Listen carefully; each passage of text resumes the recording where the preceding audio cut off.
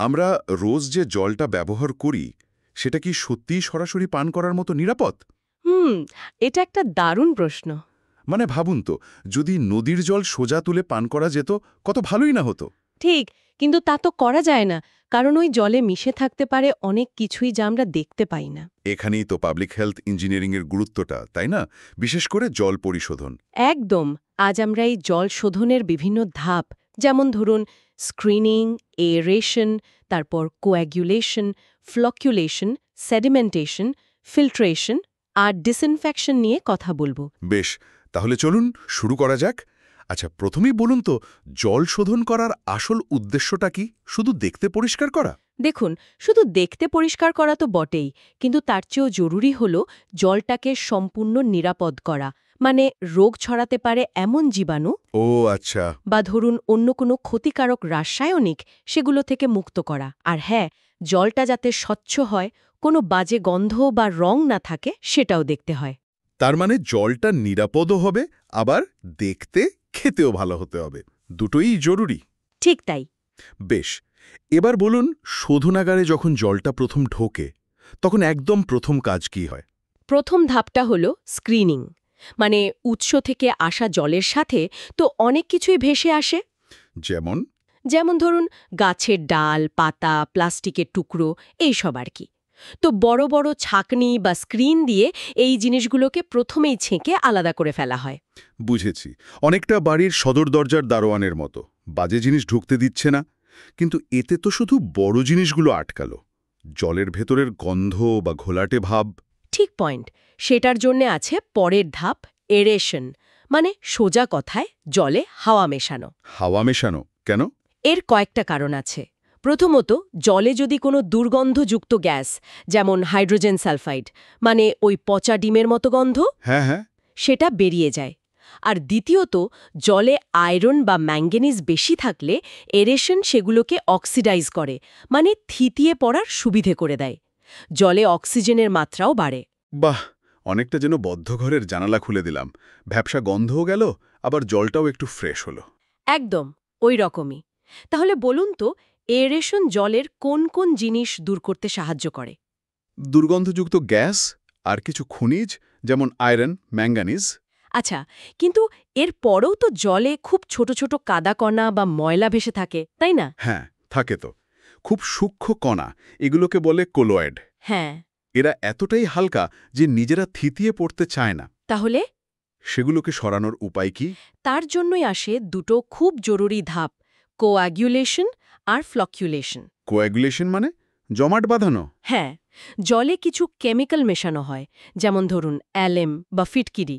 এগুলোকে বলে কোয়াগুলেন্টস। ফিটকিরি, যেটা আমরা বাড়িতেও ব্যবহার করি। হ্যাঁ, ওই রকমই। এই কেমিক্যালগুলো ওই সূক্ষ্ম কণাগুলোর চার্জ নষ্ট করে দেয়। ফলে কণাগুলো আর একে অপরকে ঠেলে দূরে সরিয়ে দেয় না, কাছে আসতে শুরু করে। ও আচ্ছা। কতটা কেমিক্যাল লাগবে সেটা জানার জন্য একটা টেস্ট করা হয়, নাম জার টেস্ট। বেশ ইন্টারেস্টিং। তাহলে এই জমাট বাঁধার প্রক্রিয়ায় সূক্ষ্ম কণাগুলোকে কিসে পরিণত করা হয়? সেগুলোকে জুড়ে বড় আর ভারী ফ্লকে পরিণত করা হয়। আচ্ছা, এই ফ্লকগুলো তৈরি হওয়ার পর কি করা হয়? এগুলো তো ভারী হয়ে গেল। ঠিক, এবার এদের থিতিয়ে পড়ার জন্য সময় দিতে হবে। এটাই হলো সেডিমেন্টেশন বা থিতানো। জলটাকে একটা বড় ট্যাঙ্কে কিছুক্ষণ স্থিরভাবে রেখে দেওয়া হয়, যাতে ওই ভারী ফ্লকগুলো নিচে থিতিয়ে পড়ে, যেমন ঘোলা জলের গ্লাস রেখে দিলে হয়। একদম তাই। ট্যাঙ্কের নিচে যে কাদা বা ফ্লক জমে সেটাকে পরে সরিয়ে ফেলা হয়। আচ্ছা, অনেক সময় কোয়াগুলেশন, ফ্লকুলেশন আর সেডিমেন্টেশন, এই তিনটে কাজ একসাথেই একটা বিশেষ ট্যাঙ্কে করা হয়। সেটাকে বলে ক্ল্যারিফ্লকুলেটর। ওহ, ক্ল্যারিফ্লকুলেটর। সময় আর জায়গা দুটোই বাঁচে তাহলে। হ্যাঁ, তো থিতানো প্রক্রিয়ায় জলের ময়লা কোথায় জমা হয় বলুন তো? ট্যাঙ্কের নিচে।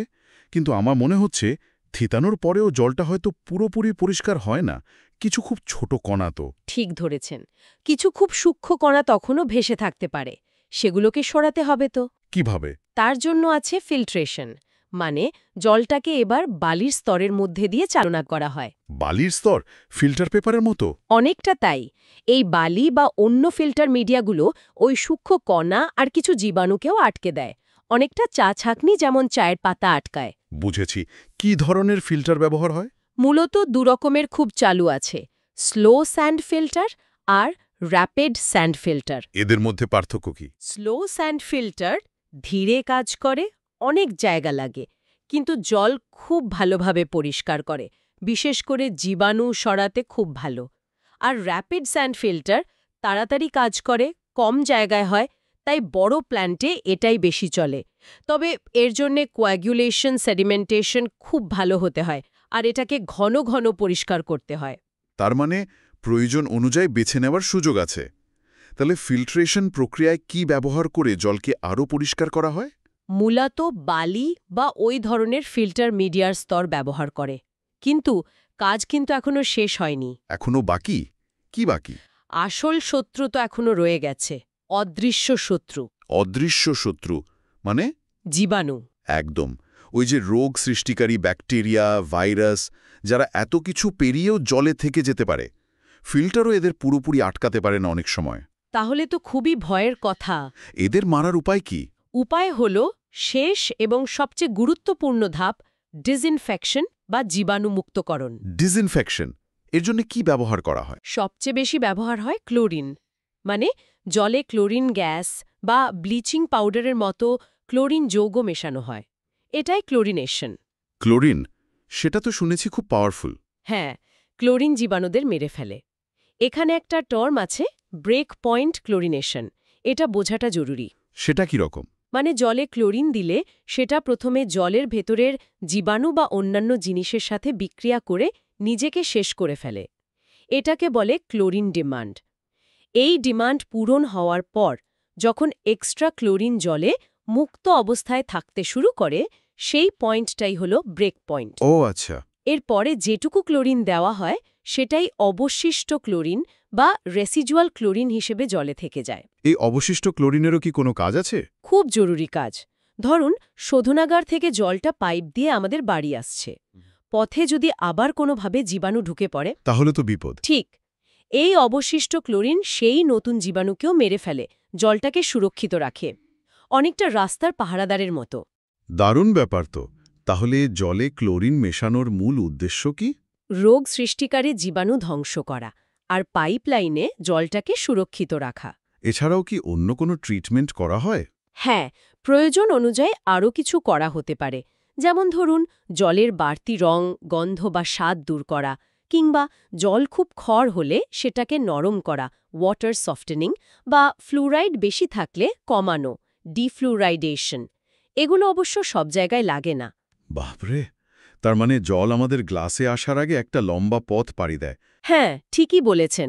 পুরো প্রক্রিয়াটা বেশ কয়েকটা ধাপের সমষ্টি, আর প্রত্যেকটা ধাপই খুব গুরুত্বপূর্ণ জলটাকে আমাদের ব্যবহারের জন্য নিরাপদ আর উপযোগী করে তোলার জন্য। আজকের আলোচনা থেকে এটা পরিষ্কার যে পাবলিক হেলথ ইঞ্জিনিয়ারিং কতটা জরুরি একটা বিষয়।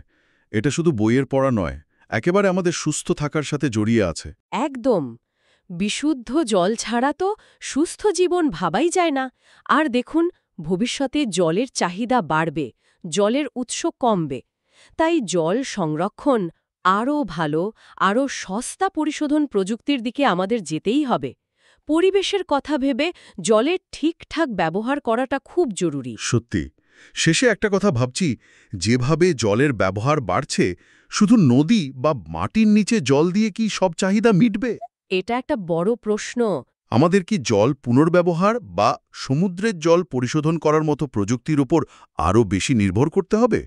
এটা নিয়ে কিন্তু আমাদের এখন থেকে ভাবা দরকার। খুব দরকারি চিন্তা। আগামী দিনের ইঞ্জিনিয়ারদের কিন্তু এইসব চ্যালেঞ্জ নেওয়ার জন্য তৈরি থাকতে হবে। ঠিক। আজকের মতো আলোচনা তাহলে এখানেই শেষ করি।